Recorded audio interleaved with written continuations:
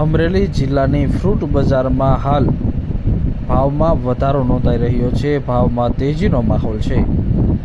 અમરેલી જિલ્લાના માર્કેટ, શાક માર્કેટ હોય કે પછી ફ્રૂટ માર્કેટ હોય, આ વિસ્તારની અંદર હાલ ટેટી, સંતરા, નારંગી, પોપૈયા તેમજ ડ્રેગન ફ્રૂટ સહિતના આવક નોંધાઈ રહી છે અને ભાવમાં વધારો નોંધાયો છે। મારું નામ વિનુષભાઈ કાસમભાઈ ફ્રૂટવાળા ઉર્ફે રિચાર્ડ। અમે મારા ખ્યાલથી અમારી ત્રીજી ચોથી પેઢી છે આ વેપારમાં ને વેપારનો લગભગ સમજો ને કે સારો વેપાર જ અમે પેદા કર્યો ફ્રૂટનો। અત્યારે આ ફ્રૂટ બજાર છે એમાં કેવું માર્કેટ છે અને કેટલા ટકાનો વધારો જોવા મળે? માર્કેટમાં અત્યારે 20-30% વધારો જોવા મળે છે। એક તો રમજાન જો, પછી બીજું કે કુંભના મેળા હિસાબે દ્રાક્ષ છે, સફરજન છે, એ બધી વસ્તુ એમાં ગઈ, સંતરા છે, એની હિસાબે ભાવમાં થોડો ઉછાળો છે, એની માટે છે ઉછાળો થોડો। એક રમજાન જેવો તહેવાર ગયો ને કુંભ મેળો।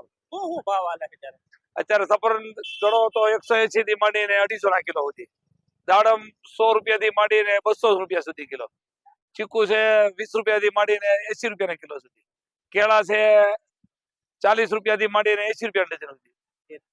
ને કેરીમાં અત્યારે હજી આવક શરૂ થાય છે ધીમે ધીમે। હાફૂસ 7-8 દિવસ પહેલા 800 રૂપિયાની ડઝન હતી, 1000 રૂપિયાની ડઝન હતી, અત્યારે મારા ખ્યાલથી એમ ગણો ને 250 થી 300 રૂપિયાની કિલો છે। ને કેસર, આપણે આઈનો કેસર આવે એમાં કઈ મજા ન આવે, એટલે એનો કોઈ હજી બજારમાં માર્કેટમાં ઓલું નથી, પણ જે રત્નાગીરી કેસર આવે ને એ 400 રૂપિયાનો કિલો હોય, 450-400 રૂપિયાનો કિલો। અમરેલી જિલ્લાના માર્કેટમાં સફરજનની આવક નોંધાઈ રહી છે। સફરજનના ભાવ પણ આસમાને પહોંચી રહ્યા છે। જાહેર માર્કેટ અને ખુલ્લી બજારની અંદર 20 થી 30% સુધીનો ફ્રૂટમાં ભાવ વધારો આવ્યો છે। ફ્રૂટમાં ભાવ વધારો આવવાને કારણે લોકોમાં ખરીદીમાં માહોલમાં ઘટાડો જોવા મળી રહ્યો છે।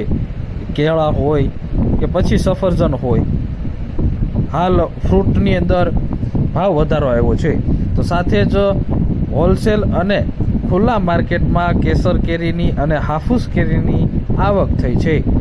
કેસર કેરીનો ભાવ 300 રૂપિયાથી 400 રૂપિયા બોલાઈ રહ્યો છે, જ્યારે હાફૂસ કેરીનો ભાવ પણ 250 રૂપિયાથી 400 રૂપિયા સુધી બોલાઈ રહ્યો છે।